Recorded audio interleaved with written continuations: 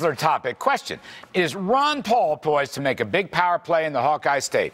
And can he overcome the newsletter flap to win the caucuses? Joining us now, we welcome a senior advisor to the Ron Paul campaign, Doug Wead. Doug, thank you for coming on. Before we begin, I just want to get your reaction to something Newt Gingrich said today during an interview earlier. Please take a listen.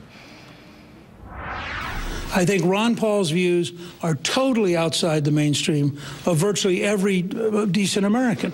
I think the choice of Ron Paul or Barack Obama would be a very bad choice for America. He's not going to get the nomination. It won't happen. All right, Doug Wead, you heard him. Want to give you a chance to respond to what Newt's saying to diss your man, Ron Paul. What's your reaction, Doug? Well, I like Newt Gingrich. I like his wife, Calista, but I have to say the last Washington Post poll showed Ron Paul doing better in the general election against Barack Obama than Newt Gingrich. And not getting on your own home state. I mean, Ron Paul was able to easily qualify on the Virginia state. So we're pleased with Ron Paul. He's incorruptible. He's peaking at the right time, and he's going to be a real player for this nomination. As someone who's interviewed Congressman Paul many times, and by the way, it's no secret, I am highly sympathetic with his free market economic views and his Federal Reserve views. But, Doug, I want to get your take. This is tough stuff. I am not at all happy with these reports about the newsletters. Quote, it is logical to be afraid of black men. Quote, the L.A. riots about Rodney King ended only because welfare checks arrived in the mail. And more generally, anti-Semitism charges, white supremacy charges, neo-Nazi charges. This stuff is crazy, Doug. It's not self-respecting. It's unbecoming for Mr. Paul. What are you all going to do about it? Well, it sure isn't, and Ron Paul has disavowed it. He didn't write it. It was 20 years ago, and we are right now seeing our polling begin to climb again. So we think that flap would have stuck. Did he not read it? In other words, putting your name to something you haven't read is nearly as bad as putting your name to something you have read. In other words, you got to disconnect here, Doug, and I'm being honest with you. That's true, and that was 20 years ago, and not getting on the Virginia ballot shows poor judgment too, which is current.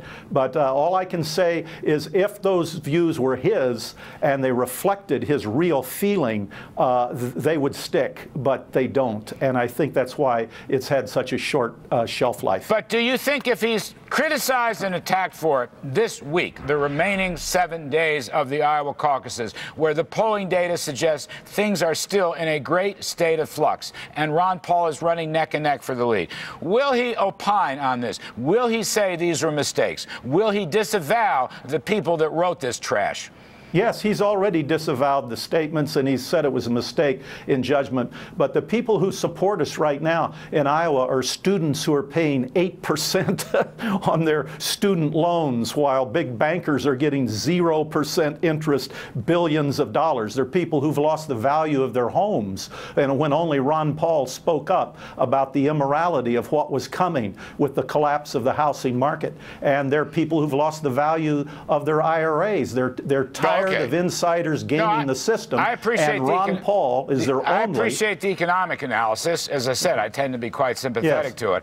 I'm horrified at these newsletters, and I think you all got to do something to get out from under it. Well, frankly, you're right. I'd like to see Dr. Paul just make more statements disavowing them, but we're flat out of time. Doug Wead, you're very nice to come on and give us your insights into this. We appreciate it. Let's come back to our distinguished panel. Ari Melber of The Nation, James Pethokoukis, the American Enterprise Institute, and CNBC. David Fredosa, the Washington Examiner. Dave, go to you first. Straight political question. Can Paul get out from under this?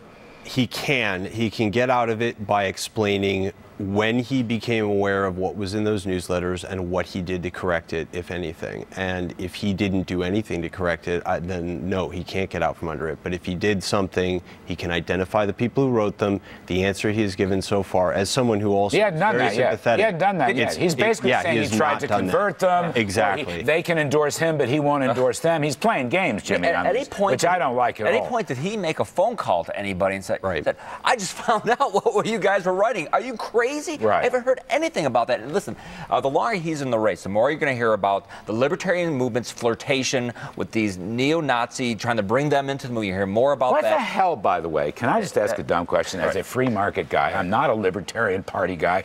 What does this stuff, this crazy neo-Nazi stuff, for example, or this racist stuff, have to do with free market economics of the Austrian school, which I do admire? What does that have to do with it? The libertarian movement was not expanding its numbers, and they ran presidential candidates like Ron Paul, who only got 0.5% of the vote, and they felt they could make common cause with these far, right, far off the map extremists because they were also anti-government, anti-Fed. Of course, they were anti-Fed because they thought it was all run by the Jews, but they were anti-Fed, so trying to bring and enlarge the movement. It was, I think, I get this on the radio show. I get this from callers, and I just slam them down. Aaron Melber, let me go to you.